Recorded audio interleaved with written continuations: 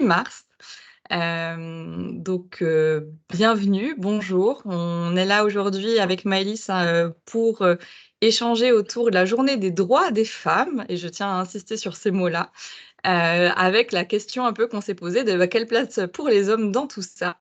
Et pour parler de ce sujet-là, on va tout de suite commencer par différentes choses, mais déjà par vous rappeler ce que c'est un petit-déj QVT. Alors, le petit-déj QVT, Maëlys, si tu peux bien passer ou alors si ça a déjà commencé à passer. Voilà, parfait. C'est un format de C'est passé, ouais. communication sur toutes les thématiques qui vont se rapporter à la qualité de vie au travail. Concrètement, qu'est-ce que ça veut dire? C'est que tout ce qui touche à la qualité de vie et aux conditions de travail, on va essayer de l'apporter, de l'aborder sous un format de webconférence qui dure 1 heure maximum. On sait que votre temps est précieux. Et donc notre objectif, que ce soit au service conseil en organisation ou à tous les autres services du centre de gestion, c'est de vous fournir ces informations-là dans un délai contraint. On est sur un format de sensibilisation, de transmission d'informations et non pas de la formation. Donc on n'est pas ici pour vous transmettre des compétences, mais bien de l'information et du contenu. Différentes règles, on a fermé vos micros tout simplement pour faciliter, l'écoute, hein, pour tous. Et donc si vous avez des questions, on vous invite à les poser dans l'onglet conversation que vous avez déjà, mobilisé en nous disant bonjour. Pour ceux qui hésiteraient, n'hésitez pas vraiment à poser des questions. On va les regarder tout au long, de cette journée, de cette matinée. Et en plus aujourd'hui, on va vous demander de participer. Là clairement, allez ouvrir votre onglet conversation. On répond à toutes les questions en fin de présentation s'il y a des questions ou au fur et à mesure du déroulé en fonction du sujet s'il s'y prête ou pas.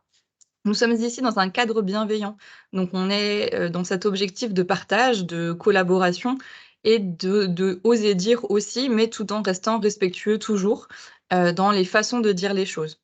Surtout sur cette thématique d'agissement sexiste où il peut y avoir effectivement des problématiques. Pour tout ce qui va toucher à vos problématiques techniques de connexion, ça va dépendre des paramètres de vos ordinateurs, donc on ne va pas pouvoir vous apporter de réponse. Et enfin, ce webinaire est enregistré, en vue d'une rediffusion. Donc ça, c'est quelque chose qui est aussi important de savoir. Vous aurez accès, par la suite à ce petit déj en visio. Alors, la journée du 8 mars, pourquoi? Qu'est-ce que c'est? Qu'est-ce que ce n'est pas?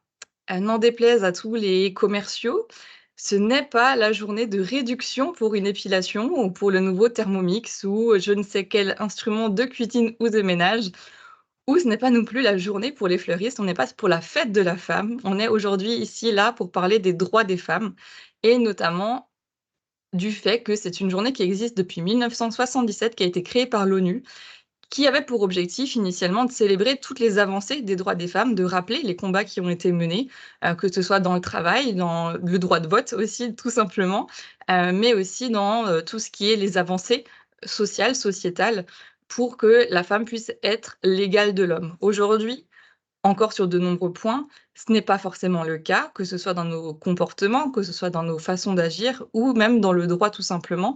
Alors il y a des avancées, hein, chaque jour qui se font, mais pour ça, il y a différentes personnes, hommes et femmes qui se mobilisent pour faire en sorte qu'on puisse être tous sur le même pied d'égalité. Et c'est de ça qu'on va parler ensemble aujourd'hui. Qu'est-ce que chacun peut faire? Qu'est-ce que c'est? D'où ça vient aussi les agissements sexistes? Quels sont les effets qu'on peut retrouver? Et enfin, comment est-ce qu'on pourra, agir? Pour commencer et pour introduire ce sujet, on va vous faire voir une petite vidéo, en espérant qu'il y ait bien le son, mais normalement tout devrait bien se passer.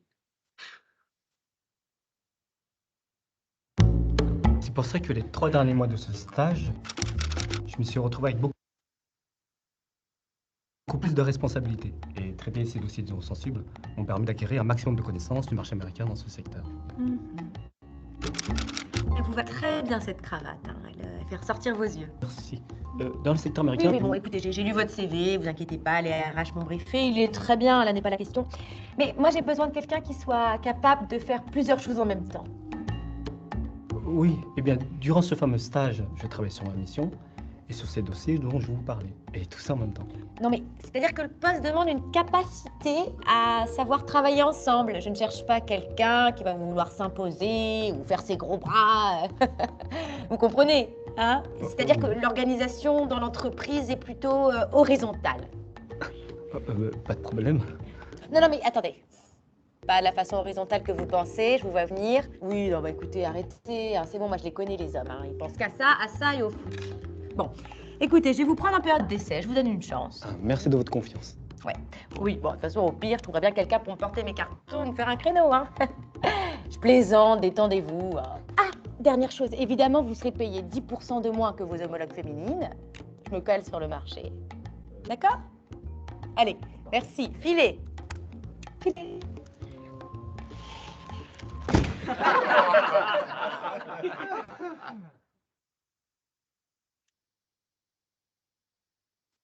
Donc, on a décidé de vous présenter cette vidéo justement pour montrer que, enfin, un peu un monde inversé, alors que nous, notre réalité, c'est pas la même chose. Et du coup, notre première question qu'on veut vous poser, c'est, selon vous, d'après vous, dans notre réalité à nous, euh, combien d'hommes pensent qu'il est normal qu'à poste équivalent et compétences égales, les femmes gagnent moins?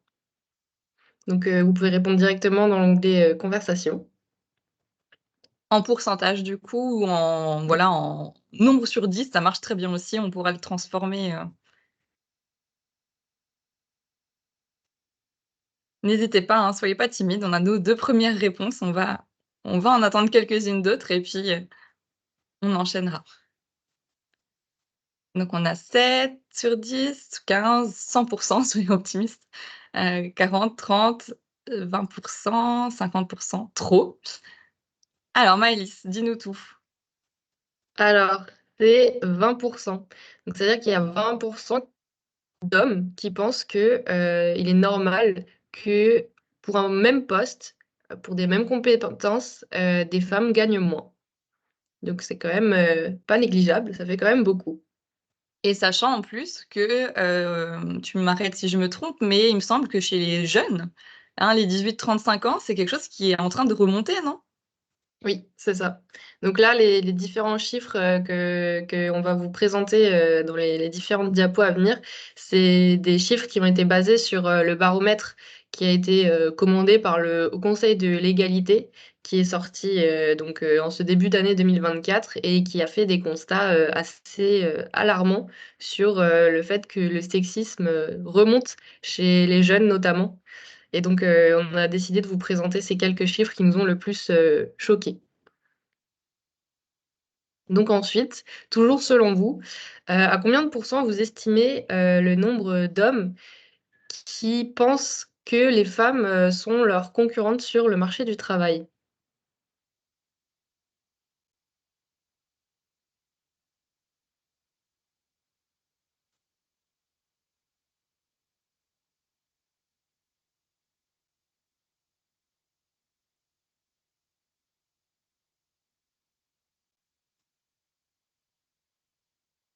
Alors on passe de 0% à 60, à 30, 70. Maëlys, alors? Eh bien, c'est de 42%.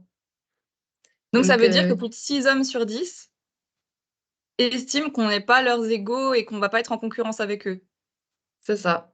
OK, c'est bien. Et ensuite, on a donc cherché à savoir combien de pourcentage de femmes renonçaient à certaines carrières, car c'était des filières ou métiers majoritairement enfin, dits d'hommes.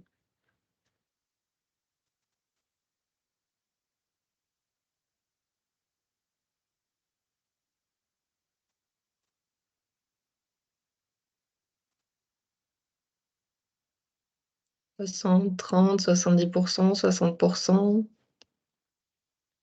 Et bien là, c'est un petit peu moins. C'est 15% qui renoncent à des carrières, donc, parce que ce sont donc dits des métiers d'hommes. Mais ce pourcentage, il est plus élevé chez les 15-25 ans, il me semble, qui donc se trouvent une autre orientation parce qu'elles ont peur de ne pas trouver leur place dans les filières qui les intéressent. Donc là, Et on a ce de nouveau phénomène-là, Ouais, c'est inversé finalement, parce qu'à un moment, justement, 15%, on se dit, bah, c'est génial. C'est qu'il y a des femmes qui ont osé et qui vont plus, en fait, enfin, qui ont plus peur d'aller dans des filières d'hommes. Mais finalement, ça commence à revenir quand même. C'est ça, notamment donc chez les jeunes. Et donc en fait, ça, on peut notamment l'expliquer par un phénomène qu'on appelle la ségrégation professionnelle. En fait, c'est le fait que les femmes, elles sont encore minoritaires dans les filières dites d'hommes, et donc qui s'avèrent être aussi souvent les plus rémunératrices. Par exemple, j'ai recherché donc, bah, les métiers les plus rémunérateurs en France. J'ai trouvé bah, les développeurs web et bah, les officiers militaires. Comme ça, on a deux filières totalement différentes. Et ensuite, j'ai cherché bah, combien il y avait de pourcentage de femmes dans ces deux filières. Et on retrouve 8% et 9% chez les développeurs web et chez les officiers militaires. Donc on voit que bah, c'est très peu. Donc il y a peu de représentation des femmes dans ces filières-là, alors que bah, ça fait partie des métiers les plus rémunérateurs. Et donc, en revanche, on va retrouver les femmes majoritairement dans les emplois, eh bien, à temps partiel, dans des filières professionnelles qui sont peu valorisées et mal payées, et souvent qui ont des conditions de travail assez compliquées. Et ça va être souvent bah, des métiers comme les métiers bah, de femmes de ménage ou d'ATSEM, et donc qui sont peu rémunérateurs, qui sont peu valorisants, et aussi qu'on va considérer comme «naturels» entre guillemets pour les femmes, parce que c'est des métiers où il faut avoir du lien, il faut avoir de vie, et ça, c'est tout stéréotype en fait qu'on va associer aux femmes. Oui, parce que c'est Et bien le connu, dernier chiffre, les hommes ne sont pas empathiques. C'est vraiment le truc qui revient sur bah le non, stéréotype inversé. On en reparlera encore de ça. c'est ça, exactement. Et donc, enfin, le dernier chiffre qu'on a voulu vous présenter, c'était le nombre de femmes qui déclarent avoir déjà personnellement subi une situation sexiste. Et si vous êtes inscrit à ce petit déj, normalement, vous connaissez déjà la réponse. C'est là qu'on va voir qui a lu le mail ou qui a juste cliqué sur le lien pour se connecter avec nous aujourd'hui.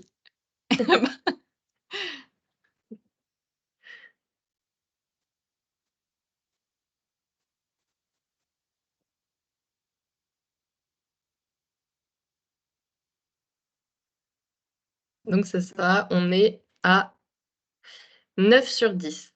Donc il y a 9 femmes sur 10 qui déclarent avoir déjà subi personnellement une situation sexiste. Donc après, c'est seulement celles qui déclarent. Ça se trouve, on atteint les 10 sur 10 parce qu'il y en a qui ont pensé que ça ne rentrait pas dans du sexisme. Et ensuite, on vous a demandé si vous aviez déjà subi aussi bah, des agissements sexistes. Et donc on a eu eh bien, beaucoup de témoignages. C'est que ce soit donc, des insultes, des remarques déplacées, la parole de certaines personnes, la posture dominatrice aussi adoptée, seulement envers les femmes, des blagues sexistes, des commentaires sexistes, des hommes qui vont ignorer la parole des femmes, donc qui vont demander à parler à un homme parce que, bah, un homme ça s'adresse qu'à un autre homme, ça s'adresse pas à une femme. Ou par exemple une demande qui est accordée à un homme, mais qui est refusée à une femme, donc là une différence de traitement. Des remarques sur le fait qu'une femme, elle occupait un poste qui avant était occupé par un homme, et cetera. Donc la liste est longue, on a choisi seulement, quelques témoignages, et ensuite, on vous a demandé, eh bien, selon vous, c'est quoi le sexisme?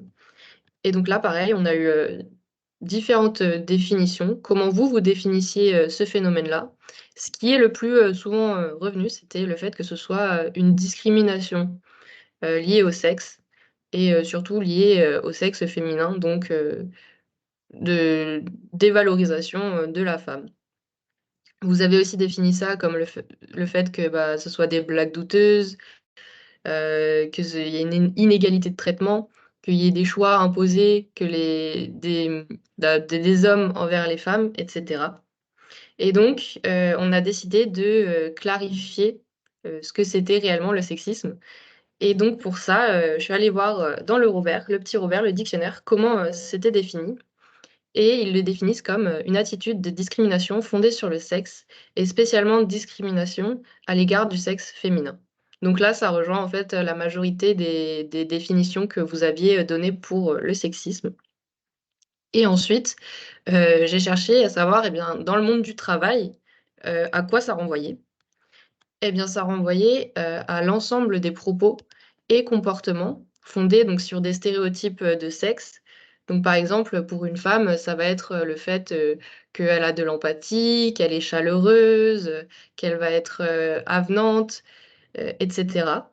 Et donc ces stéréotypes qui sont directement ou indirectement dirigés contre une personne ou un groupe de personnes, donc à raison de leur sexe, donc le fait que ce soit une femme, et qui vont avoir pour objet ou pour effet, de façon consciente ou inconsciente, de délégitimer et de les inférioriser de façon insidieuse, voire bienveillante, et d'entraîner une altération de leur santé physique ou mentale. Donc là, on voit bien que bah, le sexisme, il est possible que vous en ayez pas conscience, que ça parte d'une bonne intention, et en fait, eh bien, ça le comportement ou l'attitude va se transformer, en agissement, sexiste. Alors que de base, bah, ça partait pas forcément d'une mauvaise intention, mais du fait que, c'est associé à des stéréotypes, de genre et que, ça va délégitimer ou inférioriser, la personne parce que, bah, c'est une femme et ben, on va se retrouver dans une situation, de sexisme.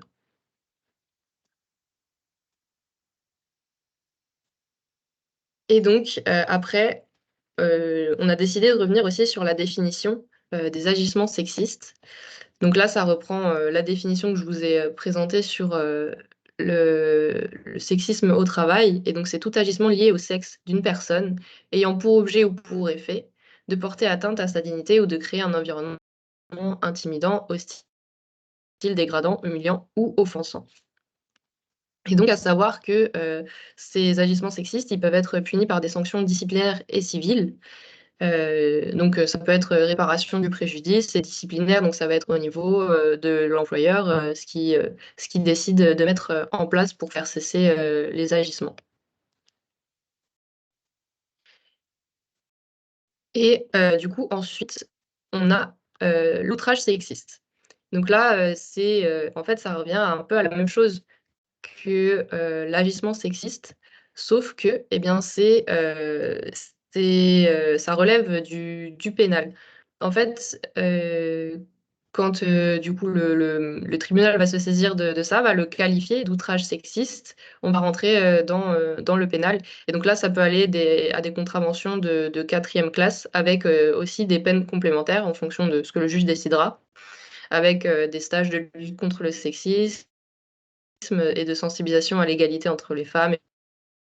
Ça peut être aussi, des travaux d'intérêt généraux et cetera. Et les amendes donc elles peuvent aller, de 750 € jusqu'à 1 500 € et s'il y a cas de récidive, ça peut aller jusqu'à 3 000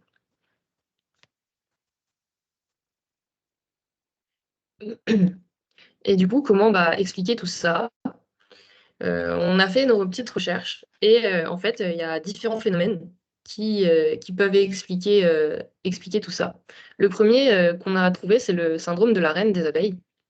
En fait, qui explique que le sexisme et là, ça va être plus, d'une femme envers une autre femme, parce que c'est quand elle décide, d'endosser le pouvoir, au masculin. Donc ça veut dire qu'elle va, surjouer les clichés masculins pour, justement, se faire respecter, d'autant plus, en tant que femme, quitte à, bah, descendre, ses homologues, féminines pour, justement avoir le respect de ses homologues, masculins.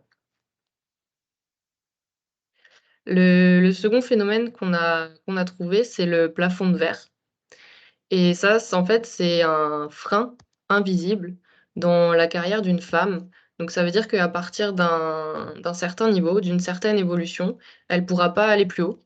Elle sera limitée ou ralentie, au niveau, bah, de son évolution de carrière et de sa rémunération. Seulement, bah, parce que c'est une femme et elle va pas plus haut, quoi. Elle a atteint le maximum, d'évolution de sa carrière et donc c'est pour ça que c'est le plafond de verre parce que, bah, c'est un frein invisible et qui la limite, d'accéder, à des évolutions, supérieures.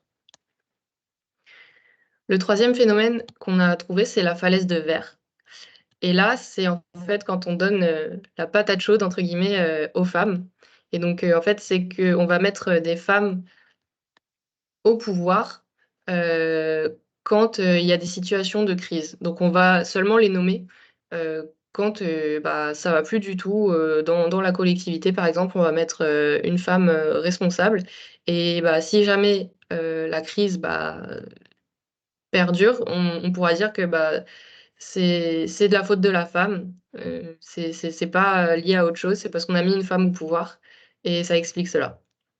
Et j'ai un exemple aussi là-dessus, qui est un exemple d'une collectivité ou de même plusieurs collectivités, hein, c'est déjà arrivé. Par exemple, vous avez une femme sur un poste de DST, donc de directrice des services techniques, et ça se passe très mal dans le service technique.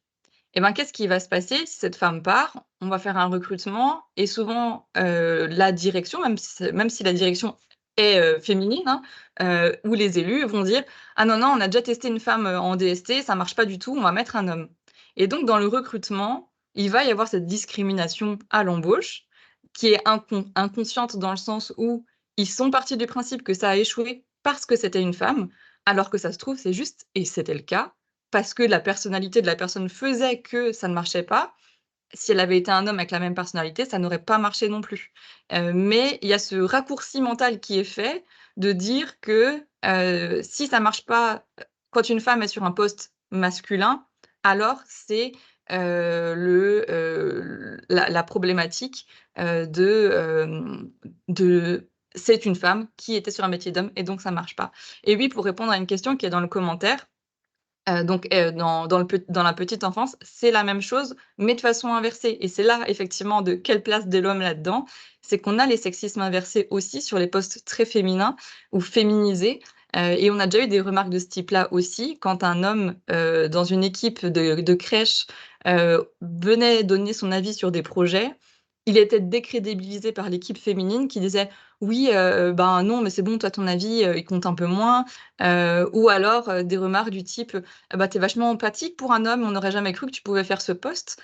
Donc on va ramener la personne à son sexe au-delà de ses compétences et on va partir du principe que si elle est homme ou si elle est femme, elle a des compétences que l'autre n'a pas. Et ça, c'est vraiment quelque chose qu'il faut, sur lequel il va falloir travailler, parce que, on peut être une femme non empathique et on peut être, un homme empathique. Il y a pas de lien, sur ça. Mais c'est vrai qu'il y a ce côté stéréotype que Maëlys va expliquer, qui va faire jouer, sur ces questions-là. Mmh. Et du coup, transition parfaite pour notre dernier phénomène qui est le biais cognitif de genre. Donc, pour rappel, les biais cognitifs, en fait, c'est des raccourcis faits par le cerveau qui sont inconscients et automatiques parce que bah, dans la vie de tous les jours, en fait, on est confronté à plein d'informations, on a besoin de les traiter rapidement. Et pour que ça aille vite, notre cerveau, en fait, il fait des raccourcis. Et ces raccourcis-là, ils peuvent créer eh ben, bah, des stéréotypes, des préjugés. Parce qu'il y a des choses qui sont, associées inconsciemment les unes entre les autres. Et donc si on vous demande, par exemple, d'imaginer un parent qui reste à la maison pour s'occuper des enfants, eh bien, la plupart, des gens vont s'imaginer une femme à la maison, qui, est, mère au foyer et qui reste chez elle parce qu'elle a décidé de s'occuper de ses enfants.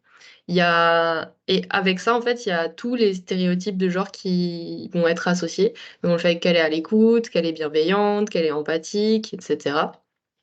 Mais on va pas du tout penser, eh bien, à la possibilité que ce soit un homme qui, reste à la maison pour s'occuper de ses enfants.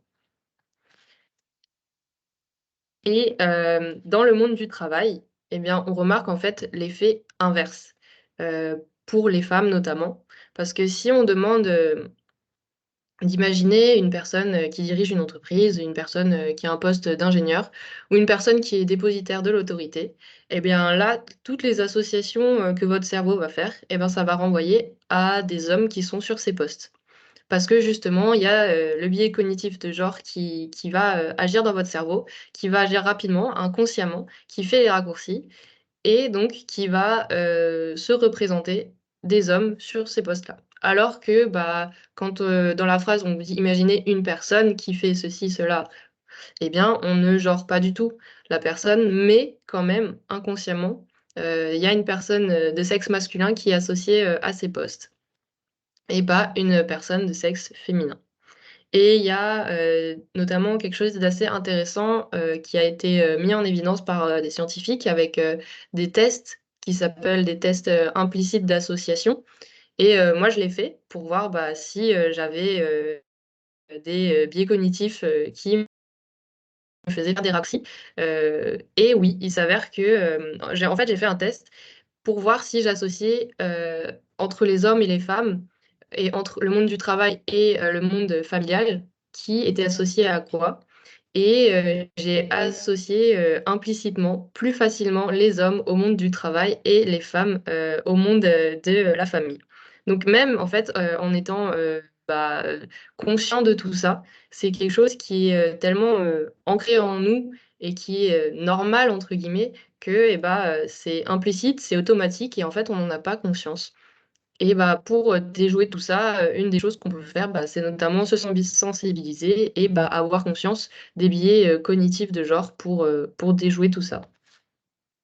On va avoir la même problématique, par exemple, si on a, une réunion de direction, et on a des hommes, des femmes.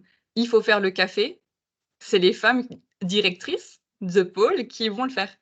C'est des choses qui sont tellement implicites, tellement ancrées, qui sont, qui font partie de notre façon d'être, au même titre que, j'en ai encore rigolé, hier soir. J'étais avec des amis, on était en égalité en termes de nombre hommes-femmes. On finit de manger, les femmes se lèvent pour débarrasser, les hommes restent à table. Alors qu'on est tous des trentenaires où on est conscient de ça et en fait, c'est même les hommes qui se sont dit: «Purée, c'est demain la journée des droits de la femme» et c'est eux qui ont fait cette réflexion de se dire: «Attends, mais on se lève, c'est pas normal que ce soit que les femmes qui débarrassent» et c'est tellement ancré, que les femmes s'occupent de la maison, que les hommes travaillent, au même titre que, moi dans ma famille, j'ai, mon cousin qui a décidé de rester à la maison pour s'occuper des enfants. Ça a été mal vu dans l'environnement professionnel, parce que justement, ah bah, ta femme, elle va faire quoi du coup? Bah, elle va travailler. Enfin et c'est pas forcément des choses, voilà, qui sont, qui sont connus, et qui, en voilà, c'est perçu comme pas normal, quand on inverse les choses. Et donc on va maintenant parler de qu'est-ce qu'on peut faire, du coup, même si on est conscient, que ces biais voilà, agissent. Déjà, ça va être important de déjouer ces mécanismes, du sexisme ordinaire en mettant plusieurs actions en place. Alors, au titre de la structure de la collectivité, ça va être différentes choses. Déjà, de travailler sur la notion de diversité, d'équité, d'inclusion. Ça va vraiment englober la diversité, bah, sous tous ses angles pour renforcer l'organisation. Alors du fait de plusieurs choses, déjà on a cette difficulté aujourd'hui dans la fonction publique, d'attirer, hein, les personnes. On a cette notion de marque employeur qui revient régulièrement.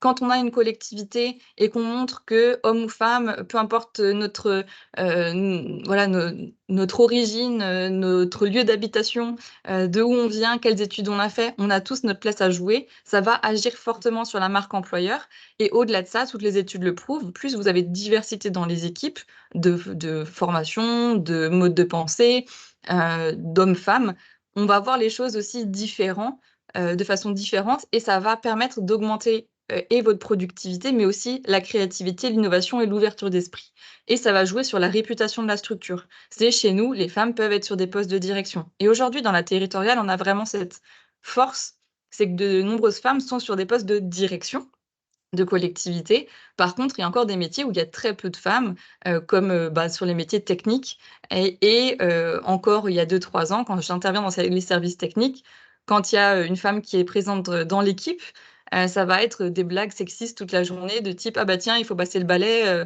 vas-y, on lui donne à elle», ou débarrasser la table après que, il y a eu le petit déj de réunion qui a été fait. C'est des choses, en fait, un peu inconscientes ou c'est fait sous le coup de l'humour ou autre, mais c'est aussi important de pouvoir, recadrer ça et de se dire que tout le monde peut mettre la main à la pâte et ça va surtout jouer si vous communiquez sur cette inclusion, sur votre marque employeur. Ça, c'est vraiment quelque chose qui va être essentiel. C'est chez nous, tout le monde a sa place, tout le monde peut avoir, n'importe quel poste en fonction des compétences et c'est les compétences qu'on va valoriser et non pas, de où vous venez, qui vous êtes et cetera. Donc ça, c'est vraiment des points qui sont essentiels, et c'est de mettre aussi en lumière, des gens qui sont sur des postes, qui sont féminisés ou masculinisés et de montrer que l'inverse est possible et que ça marche bien. Donc ça, c'est vraiment des actions qui sont importantes, de mettre aussi en lumière ces personnes-là, au même titre, qu'un homme sur un métier féminin. Autre point qui va être important aussi pour essayer de changer, ces biais qu'on a, hein, comme disait Maëlys, on on a beau être conscient, on les a quand même en nous, ça va être l'écriture inclusive. Alors il y en a beaucoup qui se posent la question de: «Qu'est-ce que c'est?» C'est vrai que c'est compliqué à lire, le cerveau il est pas habitué et cetera. En fait, c'est aussi de réfléchir autrement, c'est d'éviter de genrer. Comme elle l'a dit Maëlys, on dit un chef, un responsable, forcément, c'est très masculin. L'idée de l'écriture inclusive, c'est qu'il y ait plus de masculin qui l'emporte sur le féminin. Donc ça peut être déjà juste de neutraliser, de trouver des mots neutres plutôt que de dire les musiciens, les musiciennes, on va dire les instrumentalistes. Donc vraiment de trouver toujours des mots qui peuvent être le plus neutres possible et ou de réintégrer, de la féminisation dans les mots, de rajouter avec les points ou des parenthèses les «e» quand il faut ou vraiment toujours de considérer que, pour le masculin, il y aura toujours le féminin, derrière qui va suivre. C'est important pour montrer à tout le monde que, on cherche pas un profil homme ou femme, mais qu'on cherche vraiment, heu, des compétences, une personne spécifique qui sera la meilleure personne pour le poste. Au même titre que, j'ai déjà eu ça dans certaines structures où on a une équipe que de femmes et ça se passe pas bien dans l'équipe de femmes et donc la hiérarchie va décider que pour le prochain recrutement, on va forcément prendre un homme, même s'il y avait une femme qui était meilleure en termes de compétences parce que: «Ouais, là, vu qu'il y a que des femmes, si on en rajoute encore une, ça va pas passer, ils vont encore se prendre la tête, ça va juste rajouter ça». Alors que c'est pas une histoire de homme-femme, c'est une histoire de compétences. Si vous avez une personne dynamique, qui, a l'air bienveillante, qui, est force de proposition et qui a les compétences et qui pourrait être bien pour l'équipe, prenez cette personne, qu'elle soit homme ou femme. Ne prenez pas une femme ou un homme par défaut parce que vous partez du principe qu'il y a déjà des conflits dans l'équipe et que si on rajoute un genre, ça va être quelque chose de compliqué. Donc ça, c'est, de quelque chose qui va être, vraiment important. Donc oui, effectivement, de mettre, voilà, les points, ça, c'est pour montrer qu'on accepte vraiment tout le monde.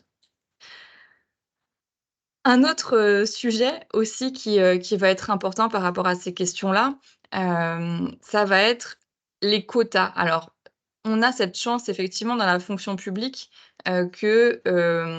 qu'effectivement il y a de plus en plus de femmes sur des postes à responsabilité, et même si c'est un outil symbolique, il est quand même efficace parce qu'il permet de revoir les balances, d'équité et d'égalité sur ces différents postes et ça permet aussi de revoir le débat, même si c'est quelque chose qui est des fois vécu comme une obligation, une contrainte. Ça a beau être symbolique, c'est quand même efficace pour augmenter la diversité et finalement permettre aussi aux femmes de casser cette notion de plafond de verre, pour pouvoir aller sur des postes, à responsabilité où on aurait pu effectivement les avoir pas forcément sur ce type de poste-là. Et ça permet aussi, pour, les jeunes filles, d'avoir, des figures, qui représentent, des femmes, dans différentes filières, qui ont réussi, qui dirigent, qui managent et cetera, sur lesquelles elles peuvent se projeter et dire: «Moi plus tard, je veux faire comme elle». Et ça sera aussi important de pouvoir les mettre justement en lumière, dans vos structures. Si vous avez, justement, comme projet de développer votre marque employeur, si vous allez sur des salons de l'emploi ou des choses comme ça pour publier, ou même sur votre site internet ou sur votre page, sur les réseaux sociaux. C'est aussi, auprès de ces jeunes-là qu'il faut sensibiliser, au même titre que de mettre en avant des hommes sur des postes de la petite enfance. Parce qu'il y en a qui voudront peut-être faire ça ou sur des postes RH. On a très peu d'hommes sur des postes RH aujourd'hui parce qu'on part du principe que les RH, c'est les femmes.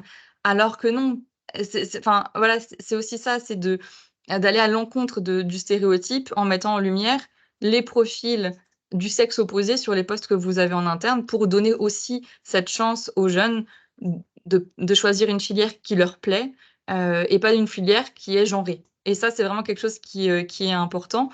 Au même titre que, et on vous mettra le lien de cette vidéo dans le mail qu'on vous enverra avec les ressources. Ils ont fait une interview des chefs d'entreprise qui sont cotés en bourse avec les questions qu'on pose normalement aux femmes. Et cette vidéo, elle est juste marquante. Je vous mettrai même le lien dans le chat à la fin si vous voulez. Et en fait, les questions qu'on pose aux femmes dirigeantes, c'est alors, c'est pas trop stressant d'être une femme sur un poste comme ça? Comment vous faites pour gérer vos émotions? C'est quoi votre morning routine? Comment vous faites? Vous faites des salutations au soleil? Enfin, et en fait, les hommes sont tellement surpris par ces questions-là, enfin, on voit dans leur tête, c'est mais pourquoi elle me pose cette question-là? Et souvent, on va attribuer aux femmes des problématiques que jamais de la vie on oserait dire aux hommes. Donc ça, c'est aussi important de pouvoir casser ça, de pouvoir casser ces représentations-là, pour aussi arriver à un équilibre des genres dans les différentes filières.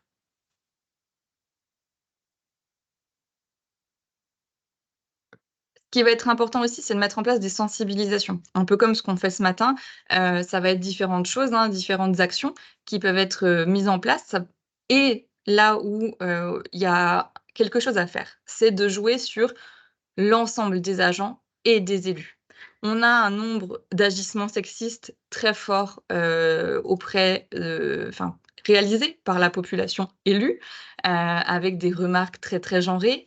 Cette petite caricature, elle montre bien, aussi que, il y a ces idées reçues, hein, qui restent en tête. C'est: «Bah, tiens, il y a une femme, il y a plein de directions possibles, elle sera forcément secrétaire». Au même titre que, en fait, elle aurait très bien pu être la présidente, mais c'est quelque chose qui vient même pas à l'idée, que ça puisse arriver. Et ce qui est important de le faire, c'est de le faire sous forme d'action, sous forme de jeu, sous forme de cas pratiques. Nous, c'est ce qu'on a créé au service conseil en organisation. On a créé un jeu de sensibilisation où on repart de situations d'agissement, de violence au travail et d'agissement sexiste qu'on a pu constater, ou qu'on a pu nous rapporter ces dernières années, et en fait juste de comprendre que en fait ça se fait pas. Et d'oser dire aussi qu'il y a des choses qui sont pas acceptables, et de rappeler aussi les règles et la réglementation. Et dans le code du travail, sur cette partie santé, il y a écrit: «Nul ne doit subir d'agissement sexiste». Il y a pas écrit en tout petit: «Si c'est drôle, ça passe».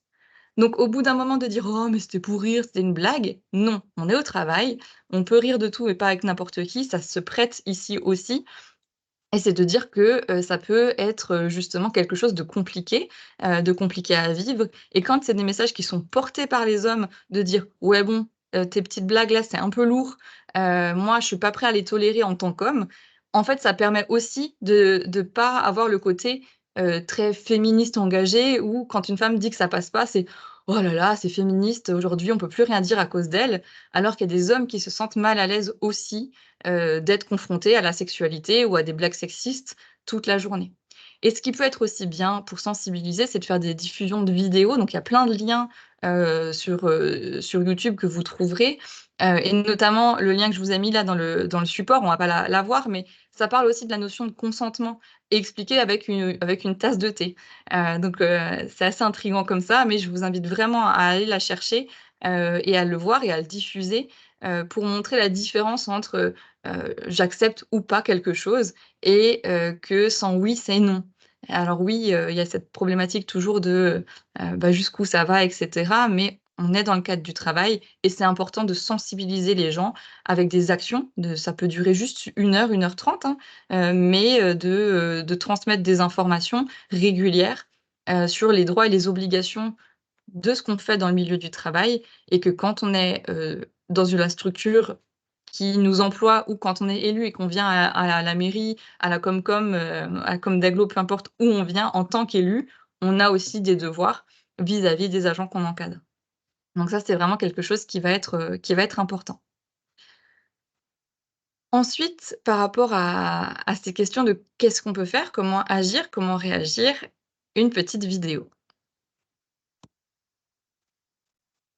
Donc voilà, on a finalisé le dossier et on n'a plus qu'à savoir ce que vous en pensez.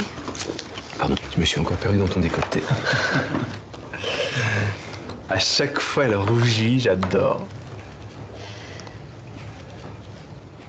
Décolleté, je note. C'est pour le compte rendu de réunion.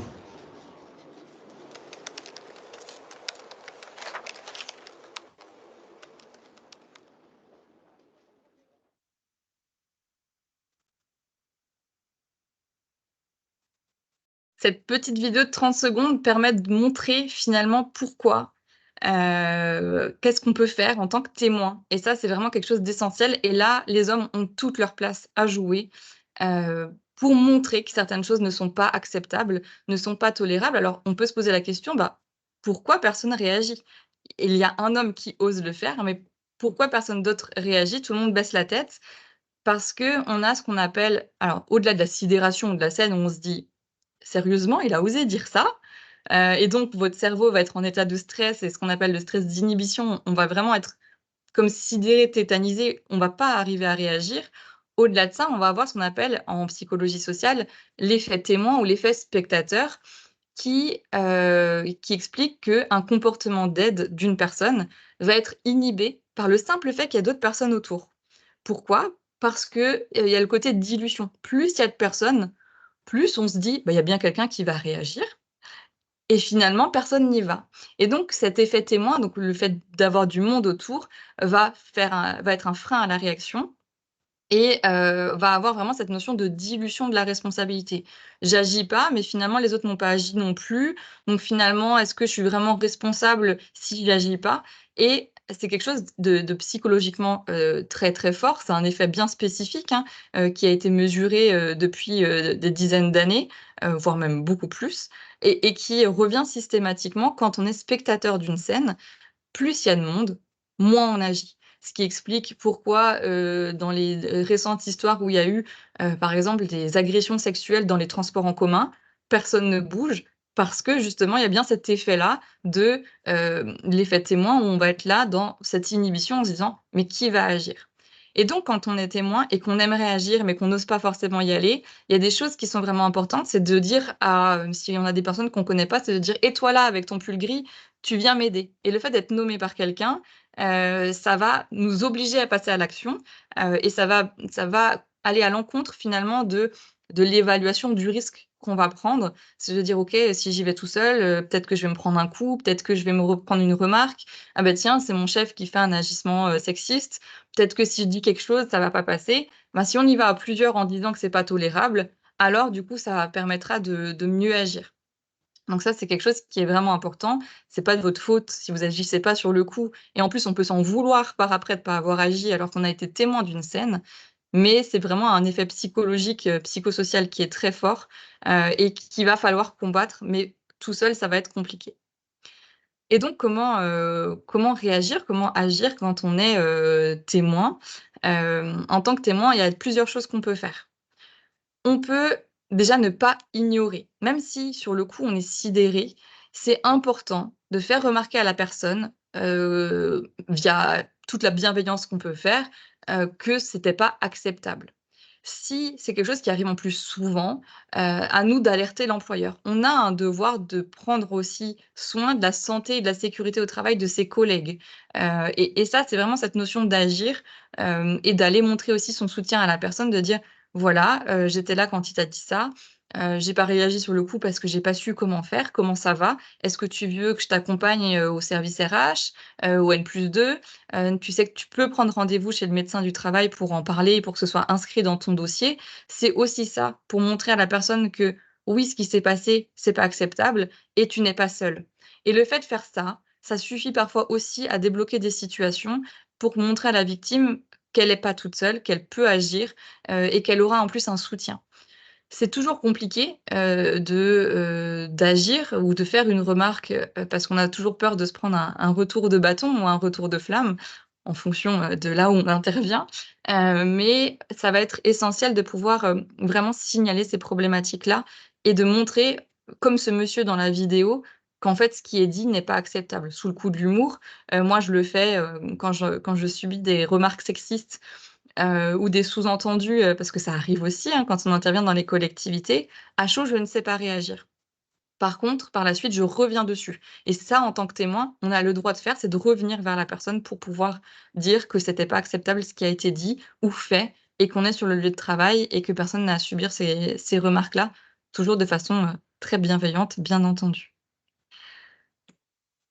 Ensuite, en tant que victime, c'est essentiel de pouvoir, comprendre que c'est pas normal de subir. On n'a pas à avoir honte de ne pas savoir réagir à chaud parce qu'on est sous le coup de la sidération et au moment des faits, s'il y a des témoins, c'est comme pour l'histoire du témoin, c'est de les inclure dans la situation. Parce que vous arrivez peut-être pas à agir tout seul ou à dire ou à répondre à l'autre. C'est de regarder l'autre avec insistance et de dire: «Mais je sais pas, Maëlys, Patrick, enfin, ça vous fait rien ce qu'il dit?» Enfin, c'est vraiment de demander de l'aide en les nommant pour les inclure dans la situation, pour justement éviter que ça se reproduise. Conserver toujours les éléments de fait aussi, d'en parler, de pas rester seul, et de signaler la situation, au supérieur. Alors si c'est le supérieur qui est, l'auteur des faits, d'aller voir le N+2 ou le service RH qui est aussi là pour ça si vous avez un RH, ou le maire directement en fonction de la taille de votre collectivité. Et vous avez également la possibilité d'agir en justice en allant porter plainte, pour des, voilà, outrages sexistes qui sera aussi qualifié derrière, au niveau pénal. Ensuite, au niveau de la collectivité, c'est important de montrer que c'est quelque chose qui est pas toléré. On a cette politique à développer, d'arrêter aussi de dire: «Oui, bon, Christophe, on le connaît, c'est son humour, il est comme ça, on va pas pouvoir le changer, oh mais il pensait pas à mal». En fait, c'est d'arrêter de, hem, de minimiser ce qui est dit ou ce qui est fait en disant que la personne elle est gentille, et que c'est pas grave. C'est grave, si ça arrive, c'est que ça touche des gens, c'est qu'aujourd'hui ça a des impacts forts sur les personnes, et que si c'est inscrit dans le code du travail et dans les différents codes civils, pénals et cetera, c'est pas pour rien. C'est pour montrer qu'il y a des choses qui n'ont pas lieu d'exister et qui n'ont pas lieu d'exister sur le lieu de travail. Si vous avez la possibilité de faire de la sensibilisation comme on l'a dit avant, faites-le. Nous, c'est des actions qu'on réalise dans les collectivités, mettre en place aussi dans les grosses structures des personnes qui peuvent être référents, sexisme, hein, c'est des choses qui se développent de plus en plus. De faire des enquêtes auprès de vos agents via, des diagnostics des risques psychosociaux. Je rappelle que ça doit être mis en place, au moins une fois par an, de re-questionner sur la qualité et les conditions de travail du personnel. Ça en fait partie. Mais c'est aussi de pouvoir sensibiliser la population ou les commerçants, par exemple, d'éviter de faire des pubs, sexistes, où, la femme est là, pour, vendre un téléphone, mais elle va être à moitié dénudée ou du carrelage, peu importe ce que c'est. On a beaucoup de problématiques sur ces questions-là, donc c'est aussi de veiller à ce que dans la commune, il y a aussi cette culture qui puisse être diffusée.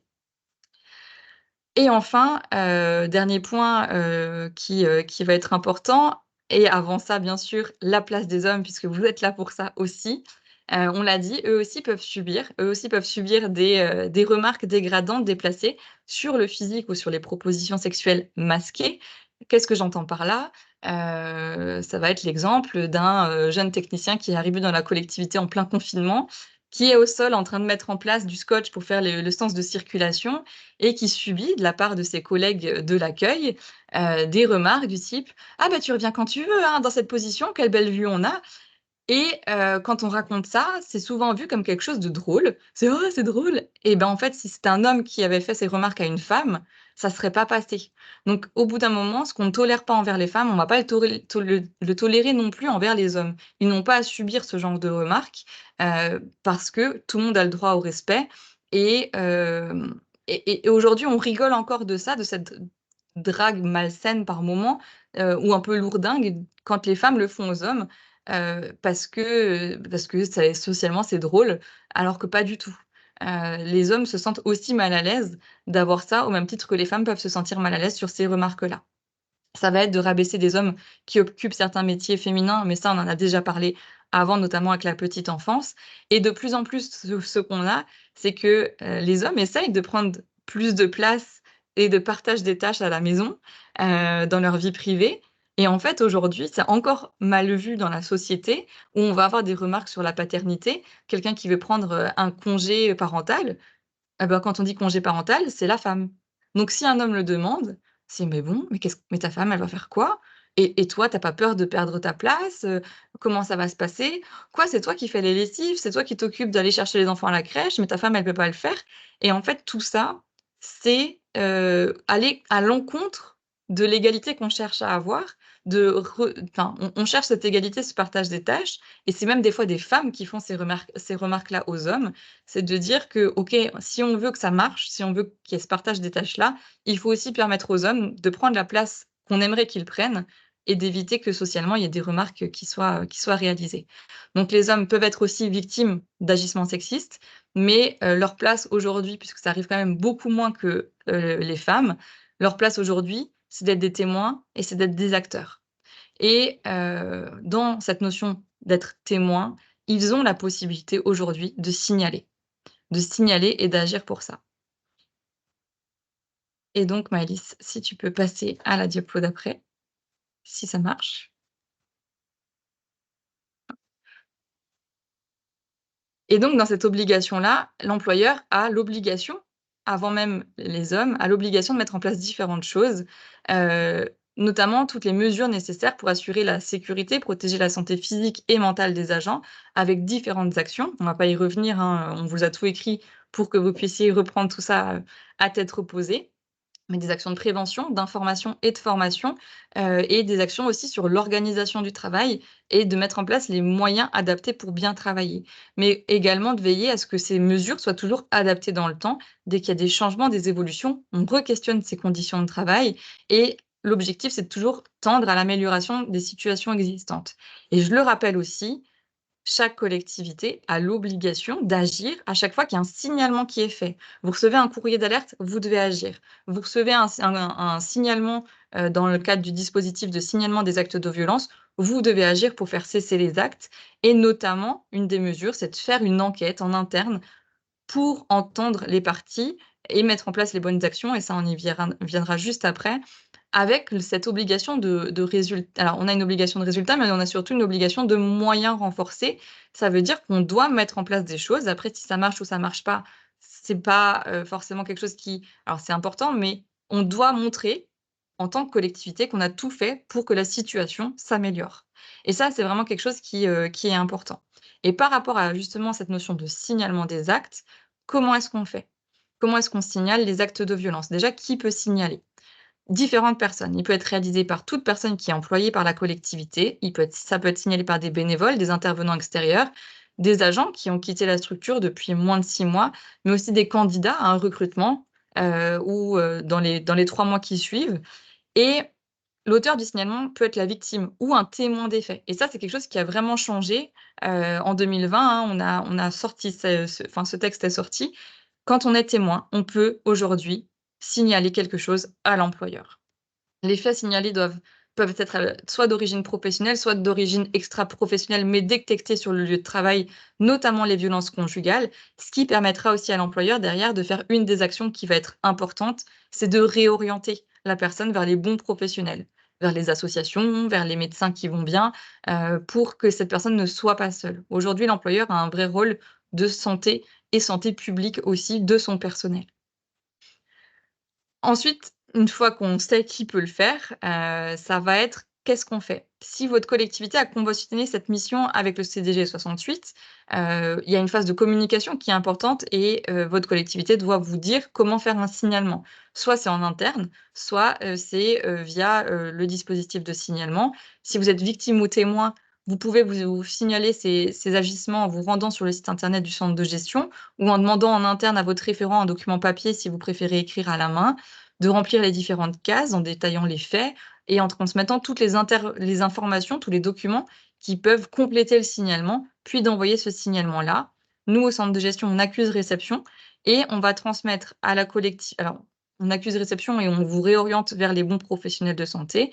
Puis on transmet le signalement à votre collectivité, qui va devoir mettre en place différentes mesures d'orientation et de soutien, notamment la protection fonctionnelle, des personnes victimes, mais aussi de réaliser une enquête administrative pour faire cesser les actes. Et les suites doivent être données par l'autorité à l'issue de l'enquête. Donc concrètement, qu'est-ce qui va se passer une fois que le signalement est arrivé? Déjà, il faut savoir que le signalement, il n'est pas anonyme, il est confidentiel. Ça veut dire que peu de personnes y auront accès. Pourquoi il n'est pas anonyme? Parce que l'objectif, c'est de traiter les situations difficiles et de prévenir leur récidive, d'éviter qu'elles se reproduisent. Si on ne sait pas qui l'a fait, ou qui est victime, ça va être compliqué de mener une enquête pour savoir, sur quoi agir. Donc ce traitement ne sera possible qu'en analysant les situations de travail et donc ça doit se rattacher explicitement à des personnes. Les éventuels destinataires des informations, on a un secret professionnel et une obligation de discrétion qui s'impose à tous les professionnels de la fonction publique, mais d'autant plus aux personnes qui sont, dans le dispositif de signalement et qui reçoivent en interne et bien sûr, les données individuelles ne sont pas consignées dans le dossier administratif de l'agent. Donc le signalement, c'est vraiment quelque chose qui est à part et qui ne doit pas être mis dans le dossier individuel. Quand le signalement a été réalisé, la collectivité reçoit, le signalement. Elle doit mettre en place différentes protections pour les agents et que ce soit la victime ou le témoin, il bénéficie d'une protection contre toute sanction à la suite d'une révélation d'actes de violence. Donc ça, que c'est important que vous l'entendiez en tant que témoin peut-être et qu'il n'y a aucune mesure, qui peuvent être prises concernant que ce soit le recrutement, la titularisation, la rémunération, la formation, l'évaluation et cetera, à l'égard d'un fonctionnaire, d'un agent public qui, auraient, soit subi, soit refusé de subir des agissements, soit, formulé un recours auprès d'un supérieur ou engagé une action en justice, ou bien qu'on ait témoigné d'agissements qui sont contraires à tous ces principes. Donc ça, c'est vraiment quelque chose qui va être essentiel pour, aussi aider les personnes à oser être témoins. Et des fois, on peut même faire un signalement à plusieurs pour être sûr, de voilà, de partager la responsabilité du signalement. Quand, ce signalement est réalisé, c'est aussi important d'orienter et de soutenir les agents. Là aussi, en tant que témoin ou en tant que collègue, vous avez la possibilité d'agir. C'est d'informer vos collègues, d'informer les agents que vous avez, la possibilité de rencontrer la médecine du travail à la demande de l'agent. Ça veut dire que votre hiérarchie n'a pas à être informée. Vous pouvez directement appeler, et avoir un rendez-vous. Vous dites que c'est un entretien confidentiel et derrière, il y aura pas de motif qui sera annoncé sur la convocation si vous y allez sur votre temps de travail. Sinon, vous avez la possibilité d'y aller en dehors de votre temps de travail. Vous avez la possibilité aussi de contacter une association, qui est l'association notamment Parlons Travail, qui accompagne les professionnels en Alsace. Et bien sûr, il y a l'orientation, voilà, cette prise en charge sur la protection fonctionnelle, qui va être une mesure de protection et d'assistance, mise en place par l'administration pour protéger l'agent et l'assister. Donc ça, c'est quelque chose qui est essentiel. Quand un signalement arrive, on a aussi l'obligation de sécuriser la situation et de prendre différentes mesures. Donc c'est toujours nécessaire d'attendre l'analyse de la situation et du recueil des faits avant de décider de toute mesure définitive, mais on peut prendre des mesures conservatoires en fonction de la gravité de la situation et du temps de l'enquête. Donc de changer temporairement de fonction, d'affectation ou de supérieur hiérarchique. Une fois que c'est fait, on doit traiter la situation. Et pour traiter la situation, il y a une démarche qui va être mise en place, notamment le protocole d'enquête interne. Ça, toutes les collectivités doivent le faire. C'est d'informer déjà les personnes qui, sont concernées, de créer un groupe pluridisciplinaire, de mettre en place une étude documentaire, de recueillir les faits et de faire des conclusions et des propositions d'action. Avec l'agent qui se sent victime, d'abord qu'on rencontre, puis l'agent mis en cause, de vraiment faire le lien entre tous avec les responsables de service et les éventuels témoins. Voilà, ensuite, ben, il est important de garder cette idée que cette démarche doit rester neutre et confidentielle. On n'a pas à prendre parti en amont. Ça, c'est vraiment quelque chose qui est essentiel. C'est que tout le monde voilà, a ce bénéfice du doute et que, on va pas stigmatiser avant d'avoir fait l'enquête. Parce que des fois, on se rend compte qu'en creusant, la problématique était ailleurs. Donc ça, c'est essentiel aussi, d'avoir cette problématique-là. Puis une fois que l'enquête a été faite, c'est important de tirer les conclusions, de mettre en avant et de mettre en place des actions qui sont appropriées. Alors ça peut être des réponses managériales en formant les encadrants, en les accompagnant, d'agir sur l'organisation du travail, en changeant la façon de travailler, mais aussi parfois d'apporter des réponses réglementaires et notamment, des sanctions disciplinaires s'il y a lieu d'en avoir. Voilà, pour, ces actions-là. Il est 10 heures tout pile. On espère que, si vous n'étiez pas au courant, que vous pouviez témoigner, eh ben, vous allez plus hésiter à le faire aujourd'hui, parce que c'est important d'agir aussi pour votre santé, mais pour celle de vos collègues. C'est jamais simple quand on est témoin de se dire: «Bah, tiens, est-ce que je peux faire quelque chose ou pas?» Vous pouvez soutenir, vous pouvez signaler, vous pouvez accompagner, vous pouvez réorienter, de montrer aux personnes qu'elles ne sont pas seules. C'est quelque chose qui est important et en tant que collectivité, je vous invite vraiment à recommuniquer sur le dispositif de signalement s'il est mis en place en interne et de pas hésiter à faire des sensibilisations, en réunion, à diffuser une vidéo, juste pour marquer les esprits, ou de faire un point régulier, de créer des actions spécifiques, pourquoi pas un groupe de travail ou un concours en interne de qui, fera la meilleure sensibilisation sur les agissements sexistes. Voilà, il y a plein d'actions qu'on peut faire, en interne qui sont pas coûteuses en temps, mais qui permettent aussi de revoir un peu les choses et surtout d'oser dire, parce que oser dire, c'est déjà le début, pour améliorer les relations et l'égalité entre tous. Voilà, je vous remercie, pour, votre présence, d'avoir participé à notre petit quiz du départ. Vous êtes 40 participants, on est ravis que vous ayez été connectés et j'ai compté, il y a, il y avait un tiers d'hommes qui étaient présents sur les personnes connectées. Donc merci messieurs, de vous être intéressés à ce sujet-là. Je compte aussi sur vous pour diffuser cette bonne parole auprès de vos équipes, mais aussi auprès des élus. Et ensemble, je pense qu'on peut tous améliorer le bien vivre ensemble, qu'on soit homme ou femme, on a tous notre place à jouer. Maëlys, je ne sais pas si tu avais un mot à ajouter, mais sinon, on vous souhaite une belle fin de journée. Belle fin de journée à tous et encore merci pour votre participation à ce petit déj. Ouais, on va y arriver ensemble.